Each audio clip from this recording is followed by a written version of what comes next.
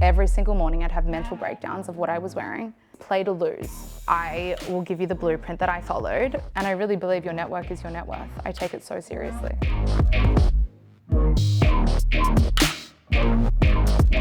Do you share everything in the business online? In order to be great at anything, and in order to build something really worthwhile, you need to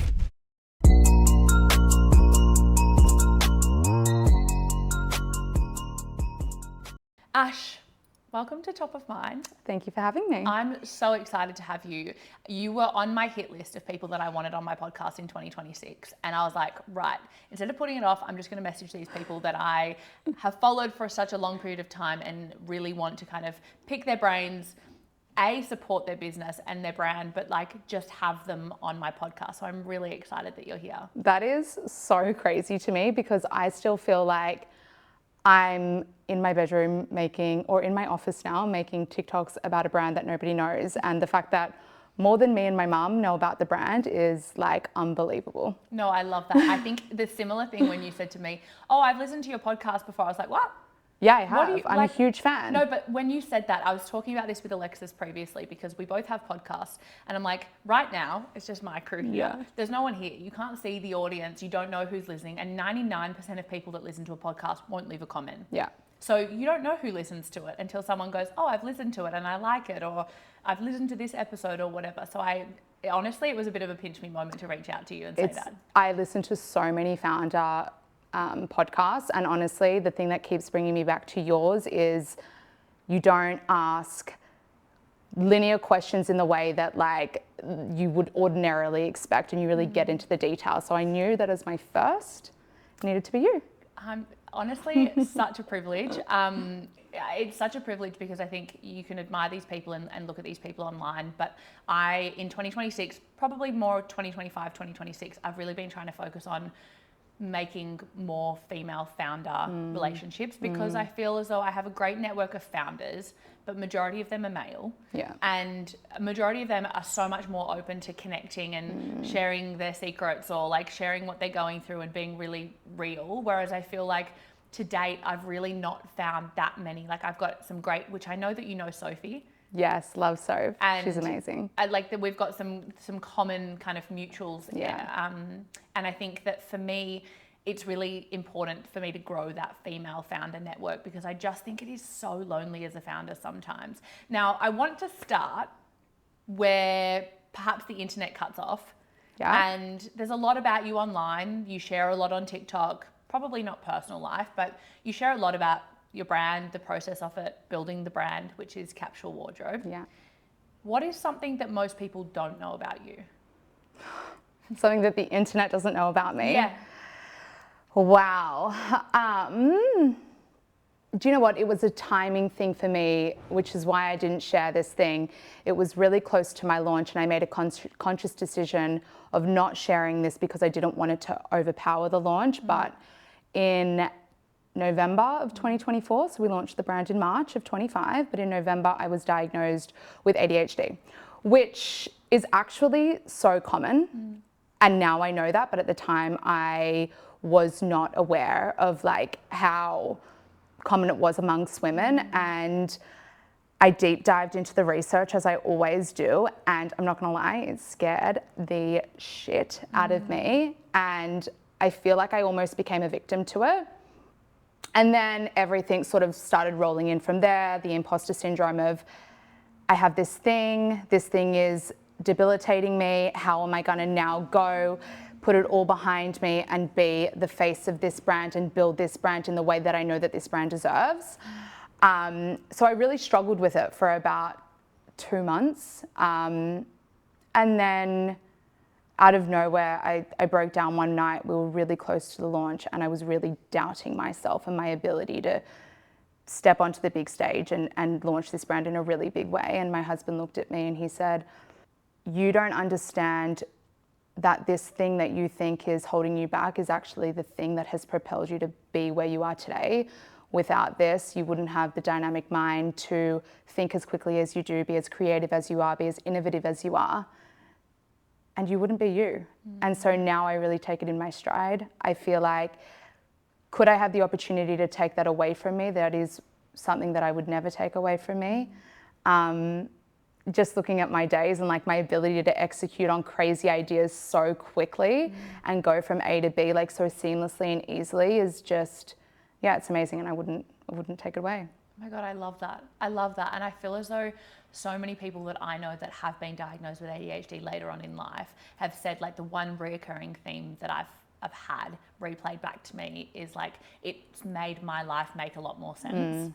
I'm quickly interrupting the episode before we get in too deep. If you want behind the scenes thoughts that I don't always share on the mic, as well as exclusive events, cheat sheets, and workshop invites, they go to my email list. You can sign up in the show notes. That's where the real stuff lives. Now back to the episode. Did you feel that? Yeah, I deep dived first into what are the symptoms, but why do I act the way that I act? And I feel like so much of my childhood was like, it just all of a sudden made sense to me. And instead of, a thing about ADHD is, especially amongst women, it's very common to feel self-blame and self-pity.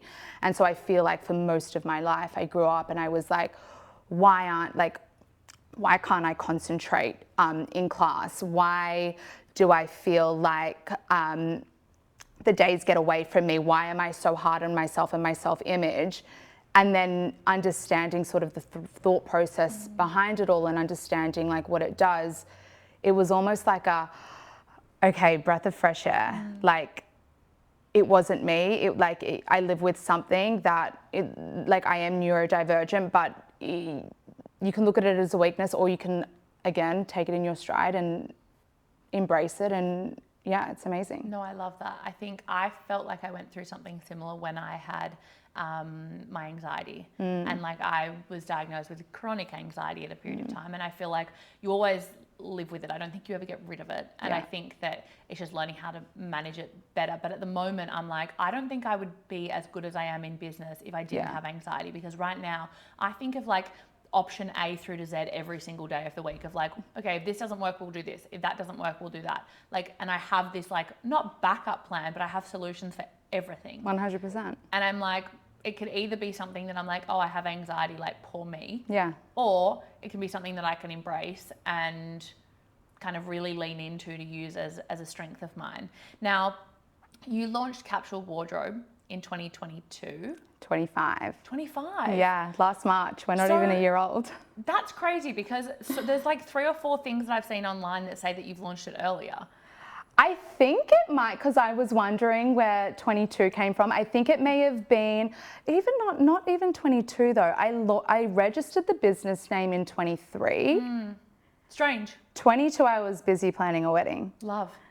I love that. Well, you've only had it for a year, which is absolutely wild. I remember when I first kind of saw it come on my socials, and I was like, this is really interesting, because I was somebody that very much, like, when I started my own business, I got rid of all of my clothes in my wardrobe that I used to wear in my corporate job. And I was like, right, how do I want to dress? What do I want to feel like? What clothes am I wearing that I can wear at work, but I can also wear in my day that makes me look elevated and not corporate? And I rehauled my entire wardrobe. And then when I saw your brand, I was like, that's so clever, because all the pieces that I was collecting was from such different brands and locations, and trying to find something that matched something, or like, you know, a cream that matched another cream is crazy.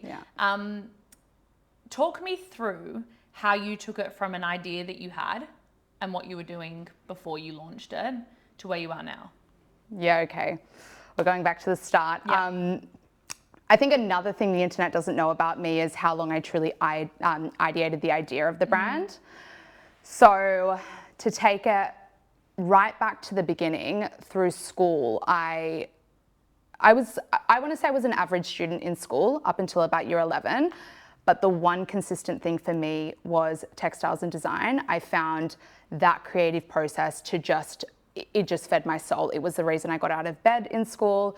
It was with that attention deficit. Now looking back, I'm like, oh, I get it. Like, the creative side, I was driving so hard, and then the academic side, I just lacked interest. And then by year 11, I knew I wanted to make a career out of it. I was so set on it. So I started doing research into, okay, what are my options post-school? At the time, I wanted to study, I think it was a design degree at UTS. And I remember the marks being like exorbitant. I think it was like 96 at the time. Crazy. And I was like, oh my God, I'm not an academic kid. How am I going to make this work? How am I going to get into this? But I think one thing with me is when I set my mind to something and I want something bad enough, nothing will stop me. And so I applied myself crazily through year 11 and 12 and ended up getting the marks to get in, and just feeling so proud of that accomplishment, I ended up sharing it with far too many people.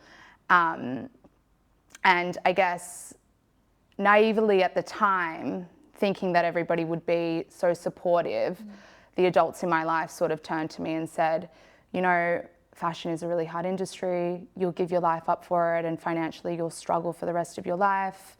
You've got an amazing marks. Like, why don't you use those marks to apply your intelligence in a career path that's a little bit more stable and reliable? And I mean, at the time, like, these adults were my world. Like, they knew better than me. And so about a week after getting the mark, I changed my preferences. I went and studied an economics degree, and I was a property developer for 8 years, which is crazy. Crazy. So crazy. And it was like, looking back at that time, I think I was somebody that loved fashion so much, but the reality of my days then quickly became I was on site, and my uniform was a hard hat, steel caps, a pair of jeans and a t-shirt. And it was my reality every single day. And so when you do that enough over a long enough period of time, I sort of started to really lose my sense of self and my sense of style. And the only way that I could think to fulfill that gap, that honestly, it felt like a missing part of me, was through spending excessively on clothes. And I would spend so much money to try to feel like me again. And then I'd have this wardrobe full of clothes that didn't pair together. Every single morning I'd have mental breakdowns of what I was wearing. And I was like, surely I can't be the only person that's going through this. Coincidingly, it was 2020, so it was COVID. And the podcast era was really starting to kick off, and I was walking a lot, and I found myself really naturally gravitating towards founder-led podcasts, but more than that, really understanding and unpacking this interest of not even building brand. Like, I was leaning on founders that would build these worlds, like these universes for people to exist in. And I became so ridiculously obsessed. Like, I would listen to like 4 podcasts a day. It was crazy. And deep down, I knew that maybe this career path that I had chosen, that I had convinced everybody so desperately in my life that I loved, wasn't for me.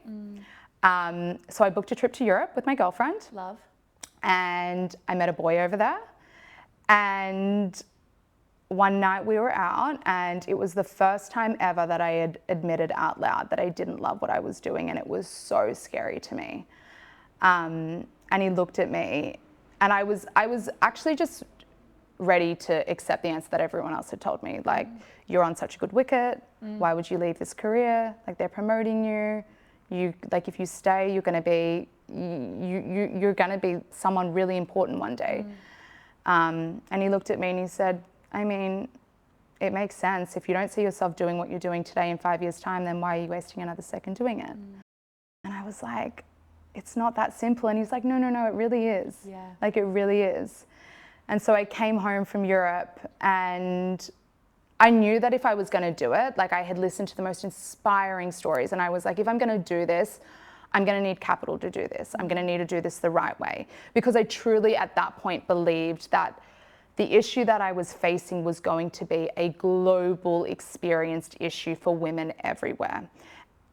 And so I stayed in the job for 3.5 years. I saved every single penny I could. 3.5 years later, we were back in Europe. I actually married the guy that I told this to. And he just looked at me and he was like, you have saved enough money. Like, you are secure.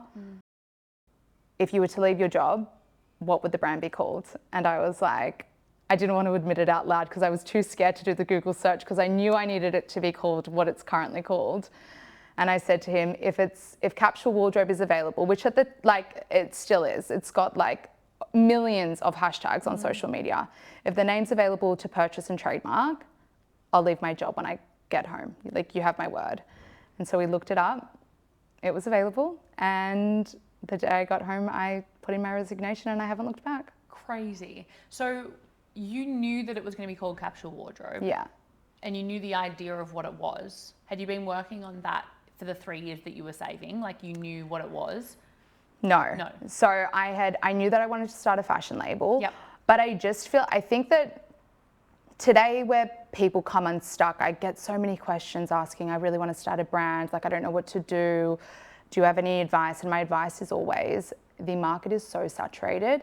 Enter into the space when you know that you're filling a gap and there is white space in the industry that you're entering into. So I knew I wanted to start a fashion label, but I didn't know what gap it was filling. And I wasn't just going to come out with another fashion brand. And so I was almost trying to force the idea for so long. And then it would have probably been a year before we went on our honeymoon that I was like, hold on a second, let's just look at my life. Like, what problem am I facing right now? Let's reverse engineer the experience that I'm having in my wardrobe and let's solve for it. And that's how it came to be. That was it. Yeah. Love it. Now, for anyone that doesn't know the brand, you are Capsule Wardrobe and you have capsules of items of clothing that you can sell as a capsule, which is how many pieces? So the concept is we sell fully curated capsules, which we define as 12 pieces. And the idea is that if you purchase the full capsule, not only do we guarantee that it mix and matches so seamlessly, but there's a section of our website called our style guide section where we will physically go in and teach you over 300 ways that you can style that capsule back. And we do that through a process of filtering. So you can essentially go onto our website and say, okay, where am I going? What time of day is it? What is the dress code? What is my body shape? And it will filter styles down for you to style, and it will give recommended accessory purchases, which will link you to the sites to check out. So if you purchase the full capsule, you get a 30% discount on the full thing.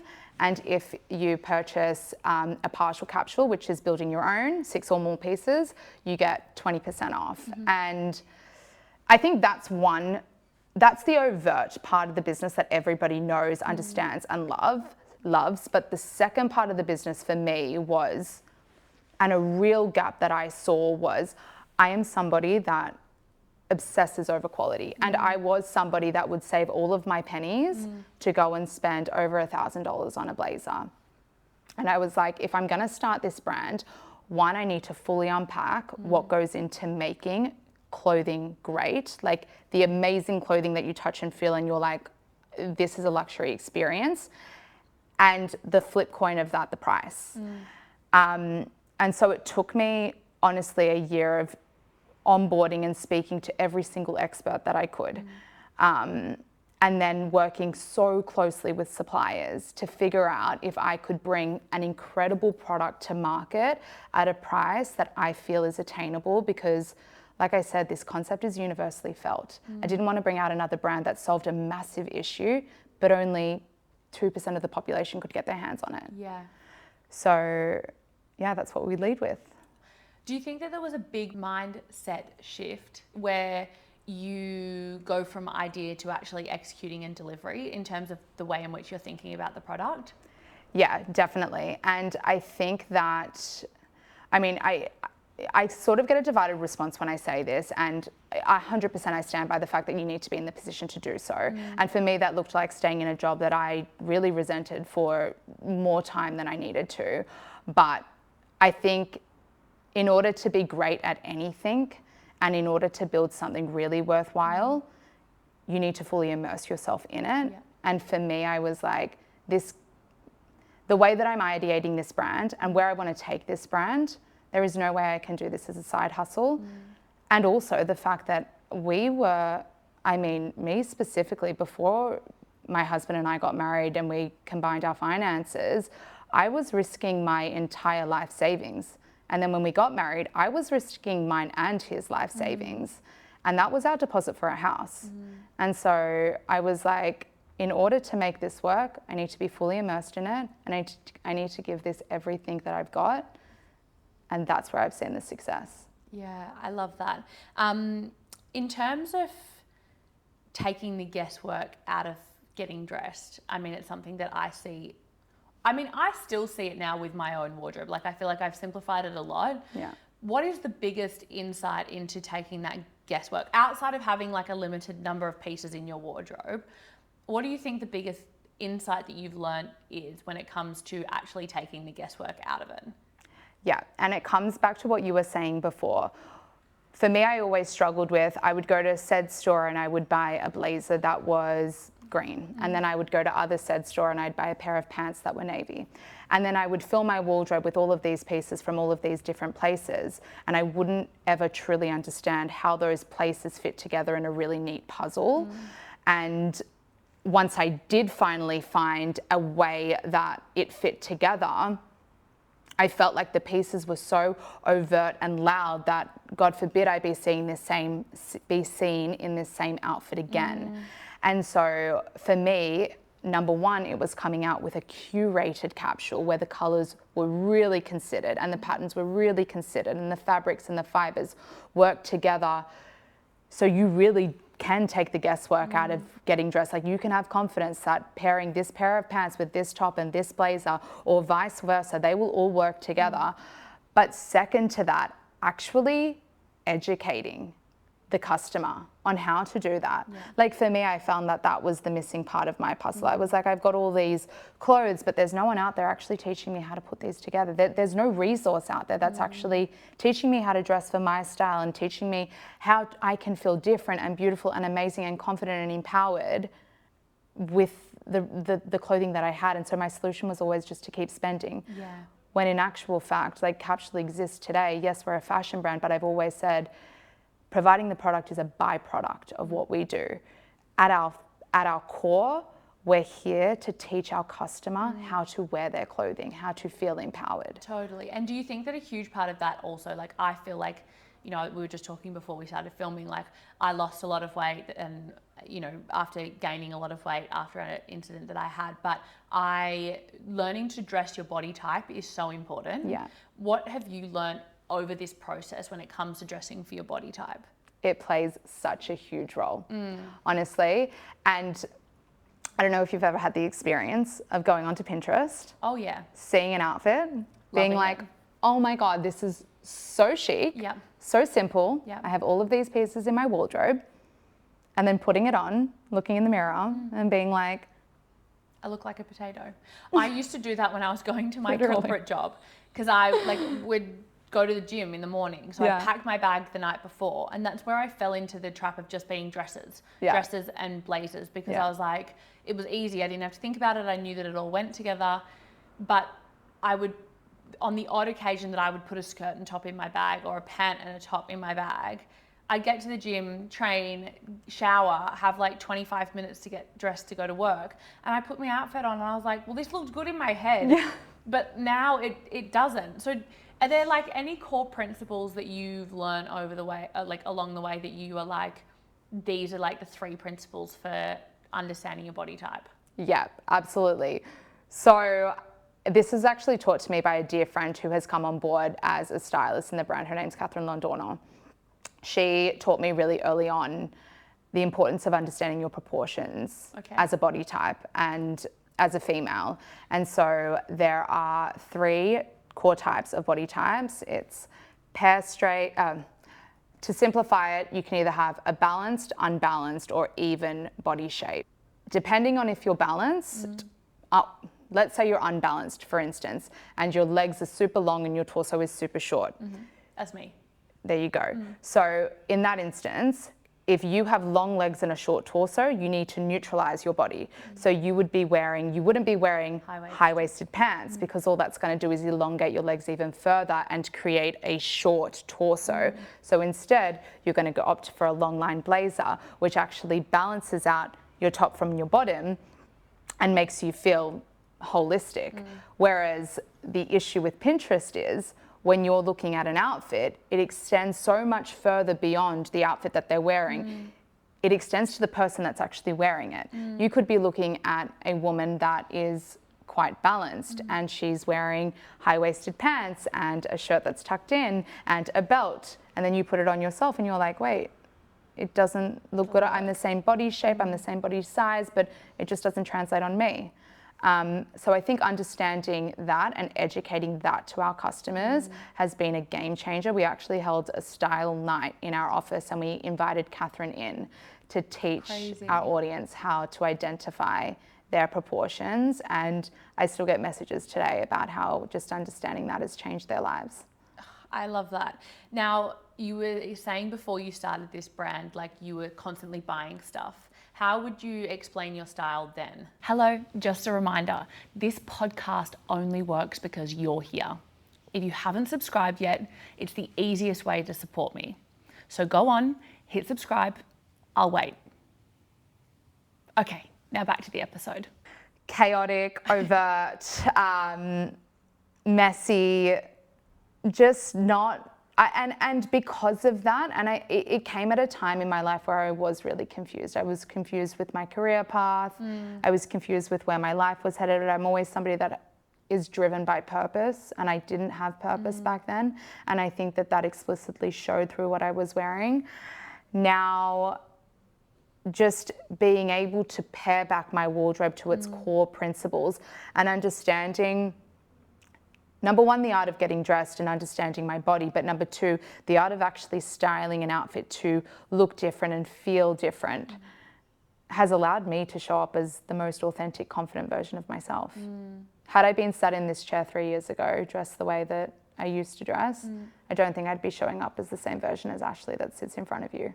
Yeah, I do think that the way in which you dress has such a knock-on effect to your confidence and the way in which you show up, and I'm super conscious of that. Like, even if I'm just working from home, I will always like put my makeup on, like get dressed. Like, I might be in comfier clothes, but I'm like, if I feel put together, I'm going to turn up and do work in a way that's put together versus not. So understanding that style, now how would you describe your style?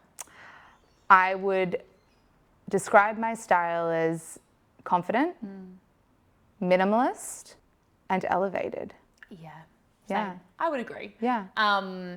Now, in my research that I was doing, obviously Capsule Wardrobe was like something huge on social media for a while. Like, there was everyone, which I fell into, like, you know, what 10 pieces can you have that you can make 300 outfits with? And you're like, what? That's crazy. I think one of the biggest criticisms of capsule wardrobes is that they're boring. Yeah. And there's no color to them because it's harder to match colors.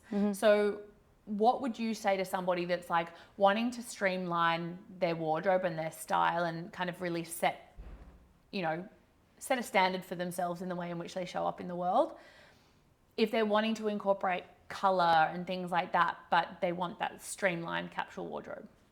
I would say that there's a world that where both can definitely exist. Yeah. And in fact, I get asked this question so many times, but capsule wearings are boring. Like, how, and I'm not boring, and I don't want to be boring. And to that, I turn to them and say, I'm anything but boring. Yeah. That's exactly why I created this brand. I'm here to prove that you can have a wardrobe solution that really, really works for you whilst feeling like, I'm a fashion girl through and through. I've wanted to be a designer for my whole entire life.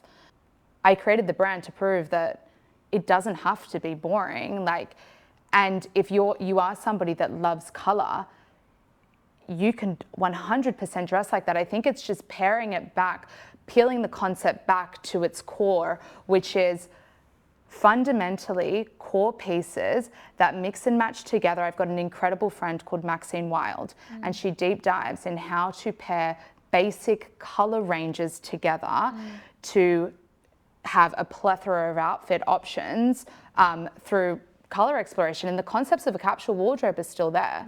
Like she's actually got an incredible brand herself now called Romeo Waiting. She has a basic skirt, a basic tank top in all different colors, and they're basics. The concept of a capsule is there, but she teaches women how to actually pair those colors together. And that's where I think that the power of a capsule is really unlocked when you look beyond the boring means of the blue jeans and the black top and the white t-shirt. Like, it's understanding how they compare together, how you can layer them, and then how you can style them to make it your own. Yeah, I couldn't agree more. I feel as though I'm someone that loved colourful pieces in my wardrobe, but found it really hard to mix them. So defaulted to more neutrals. But then when I want to accessorize, I bring in those colours or those patterns and things like that. And that's how I get around it, because I'm like, that's the only way. Totally. Otherwise, I just go rogue with colours and then I end up with nothing that I can wear. Yeah. Now, you being a year old, we were just talking about this before we started filming, but you have an insane community that you've built over the course of the last 12 months. And notably, I kind of recognized it when, you know, we saw your recent pop-up that you did, and it was all over my feed, like everywhere. That's good. Which we love. How important is community for starting a brand and growing a brand? It's honestly, it's not even I don't think that not having a community in this day and age isn't an option. And I knew that if I was going to quit my job, I made it my driving force, my sole purpose to understand, one, how to build a community, but even further than that, how humans connect on a core level.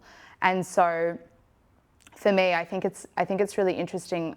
One misconception about me is that I was a content creator that saw an opportunity to start a fashion brand, and so I started one. And that couldn't be further from the truth. I decided to quit my job to start the fashion brand.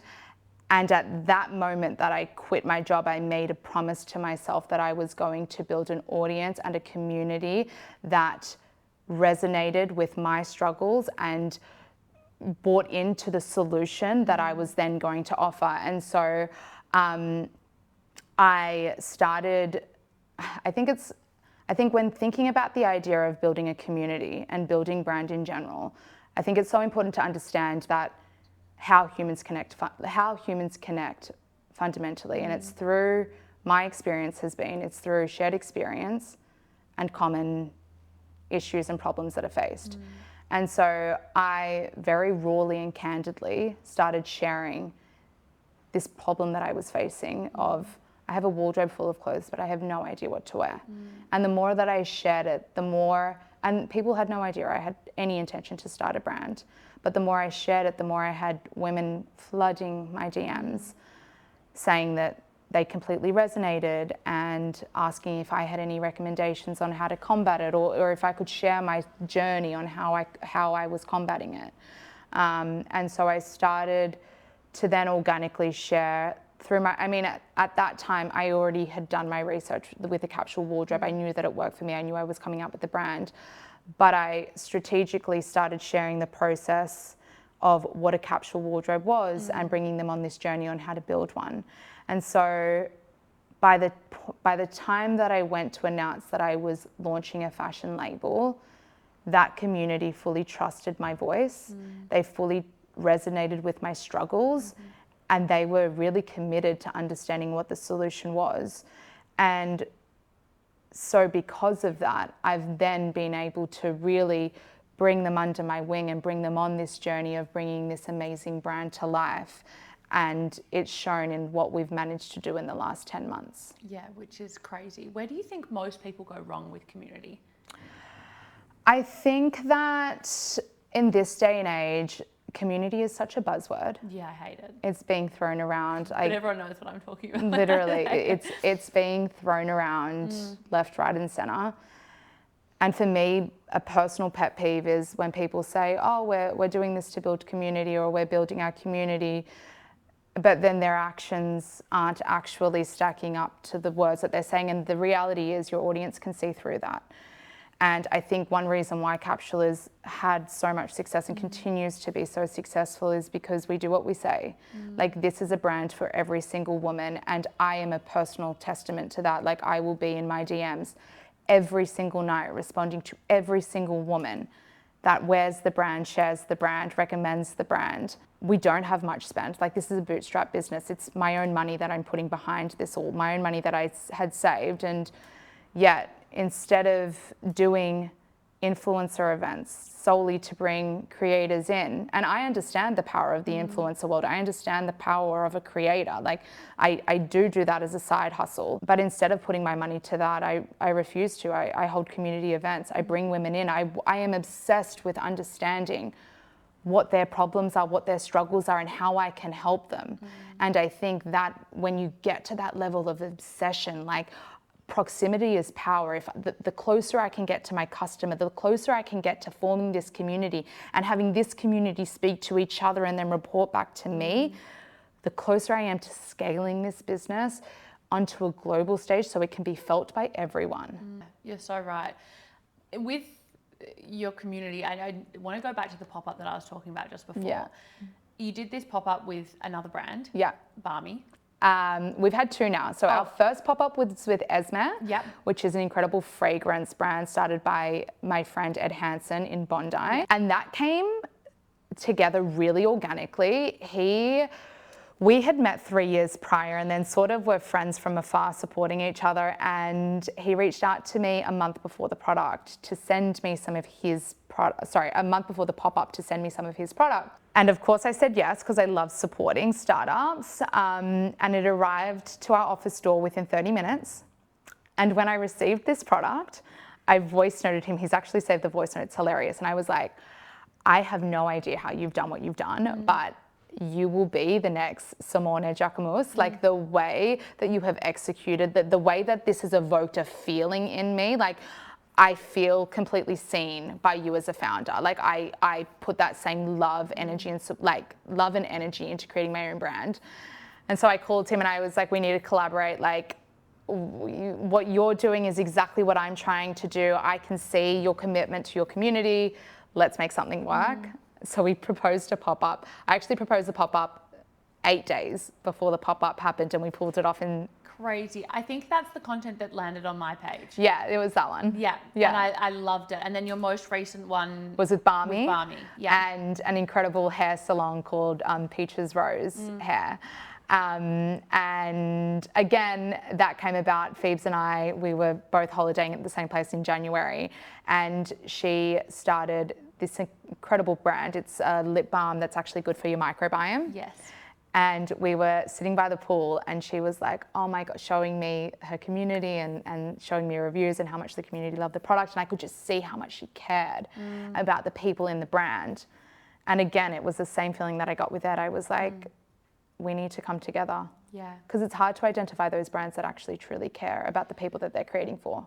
Totally. Or just generally care, right? I think, like, so many people start a business because they're like, I want to get rich, I want to make money. Like, that's the end goal. And I feel as though, I know we were talking about this when we first spoke, but I feel as though female founders in particular, I'm not saying all female founders or all male founders, but I feel as though female founders in particular start a brand because they've got this feeling or this emotion that they want to change or help, or, you know, there's something behind it outside of making money. Yeah, 100%. Don't get me wrong. Making money is a great byproduct of that, and you're not in business to not make money.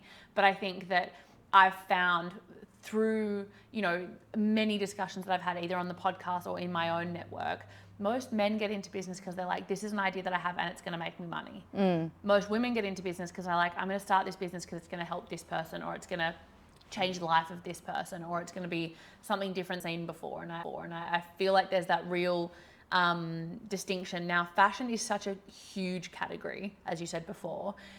Was there any preconceived ideas that you had about the category before going into it that you've now realized are not actually true? Especially when I was building Capsule Wardrobe, I felt this strong affiliation with women on the internet talking about really wanting to slow down their consumption of fashion and really wanting to make considered choices when it came to their wardrobe. And I think what I've found since launching the brand is really just how fast-paced this industry moves. I can release a product tomorrow and in 2 days' time it can be completely not relevant in market. And it's really crazy to me at how quickly that churn happens. And I needed to make a really conscious decision instead of chasing that top line, I'm going to say, not even a bottom line, because if you chase it that quickly, your bottom line is going to be affected. But chasing that top line revenue, I needed to make a conscious decision to say, you know what, we're not going to go with the status quo here. We're going to stick to our guns of we release slow fashion, we curate capsules that are built to last, and we design pieces that are built to last. And however the customer responds to that, we will find our customer. The customer that resonates with that, we will find. And I think we have a responsibility as a brand to continue to show up unapologetically and show our customer how to wear and rewear their clothing in a way that looks and feels unique to them every time they put it on.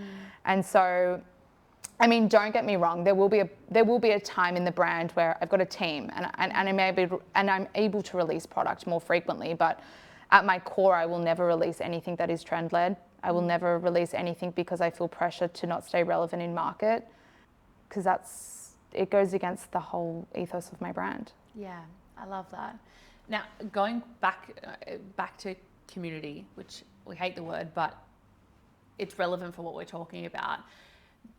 When it comes to brand and community and sharing what you do, like a lot of your content is sharing the behind the scenes, the highs, the lows, and it's something that really resonated with me after the first time that we spoke. I was like, oh my God, I want to have her on the podcast even more now, because you're so real with what you share, and I feel as though the authenticity, it's funny, like I talk about this all the time now, is that, you know, Instagram when it first started was instant. Right? Yeah. Like you couldn't take a photo outside of the platform and then upload it. Like you had to take it in the platform. And I feel as though now when you get an authentic person online, people are like, it's so rare. And therefore they're shocked by it. And they're like, I want to follow this person because they're like, it's so rare. But it should just be the norm. Totally. Do you share everything in the business online? Yes, now I do. I think at the start, I want the brand to exist outside of me. And I really am building a brand that will live beyond me and live as its own entity. And so at the start, I had this perception of my mind of, oh, I actually can't share the good, the bad, the real, the ugly, because it may come at the expense of the brand and the brand position in market. What I came to learn is, it was one particular TikTok. I shared a huge fault in the brand, which cost the brand over $10,000, which at the time, it still is a huge amount of money for any startup that's self-funded. And the response that I got in my DMs, like, I didn't have a community. I had girls rallying for me. Like, they wanted to see me win. And it was there that I realized, wait a second, people connect to people. They will connect to the brand. The brand is amazing. The brand has its own heartbeat.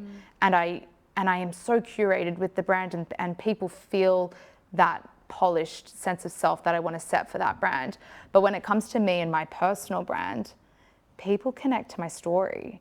And if I didn't have that story, I truly don't think I would have half the customers that I have today.